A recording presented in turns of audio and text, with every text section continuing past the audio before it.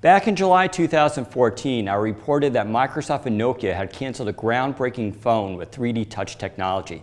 I never saw this phone in person, but today, that all changes. Join with me as we finally do a hands-on of the legendary Nokia McLaren.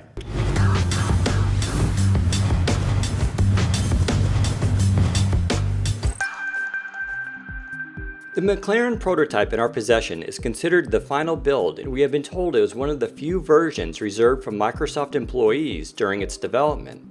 Although we cannot show you the security markings, it does say Microsoft Mobile across the device, which demonstrates how closely Nokia and Microsoft were working on this technology. The overall design of the phone is very similar, and it looks like a cross between the Lumia 1020 and Lumia 925.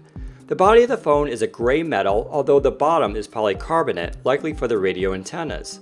The feel in the hand is fantastic, and while it's not light, it's not too heavy either. The buttons on the side include volume up and down rockers, power, and a dedicated camera button. On the opposite side is a port door for a micro SD card and nano SIM tray. The bottom features a micro USB port, and a 3.5mm headphone jack is placed at the top. Due to the massive camera bump and being metal, there is no Qi wireless charging. The phone features a 5.5-inch Full HD LCD, which is one of the first times we have seen that display size from Nokia.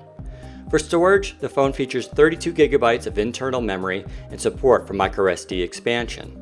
Regarding the processor, we can confirm that the McLaren has a Snapdragon 800 CPU clocked at 2.3 GHz. Also, there is 2GB of RAM. Finally, let's talk about this massive camera hump. It's huge, but it's not as quite as impressive as the Lumia 1020. Let's take a closer look. The camera is only in the 20 megapixel range and not 41 megapixel or higher. Most of that hump is for the proprietary hardware optical image stabilization, which was later improved and shrunken down for the Lumia 950 and Lumia 950 XL. Unfortunately, much of the camera software was never finalized for this prototype, so it only shoots at 8 megapixel with no options.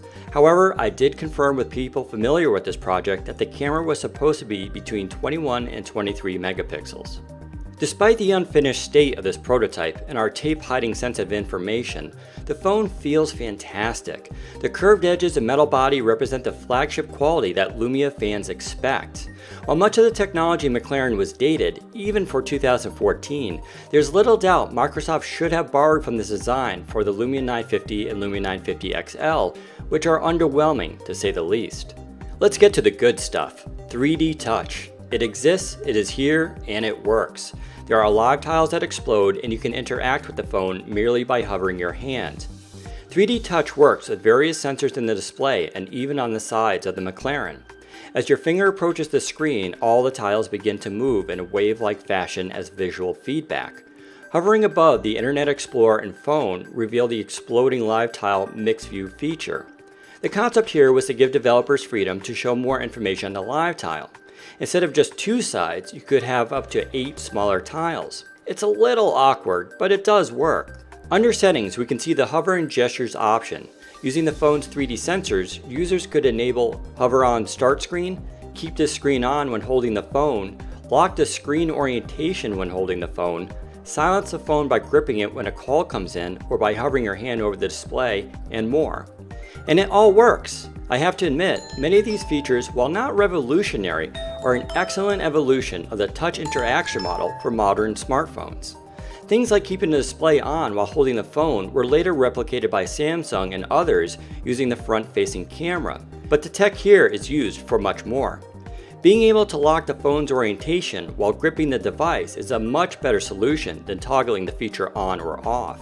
To get a real idea of the technology here, you can see it in action using one of the 3D touch testing apps. The display can track multiple fingers hovering over the screen, and you can even see it react to me gripping the phone. Needless to say, it is all very impressive looking technology, and it looks like something from the future, not 2 years ago. So what went wrong? I have been researching this topic since we reported on the phone's demise in July 2014. Some developers under NDA were actually building apps with mixed view, and there were some big plans. In 2016, I'm still hearing from people familiar with the project that users simply did not get the concepts of 3D touch. The criticism counts for beta testers as well as developers. It may seem crazy, but perhaps this technology was just too new and too different for users. Nonetheless, McLaren suffered from a lot of the problems other Lumias had at the time. The Snapdragon 800 was already a year old, the camera hump was more impressive than it actually was, and besides 3D Touch, the phone itself was just an evolution. I also heard that the 3D Touch technology used was problematic. Indeed, I attest that this prototype is very buggy and you would not want to use it for daily use. Is that because it was still in development or underlying problems? We may never know.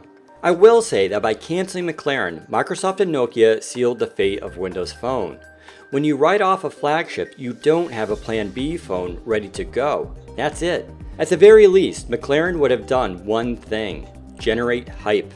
Like the Lumia 1020, McLaren did something new and groundbreaking. I don't think it would have saved Windows Phone 8.1 from declining sales, but it may have kept market share from nosediving. At least we could finally close the door on Nokia, McLaren, and what could have been. Then again, Microsoft Research is still developing 3D Touch technology, so who knows? Maybe someday. Thanks for watching. Head to Windows Central for more information. Take care, everybody.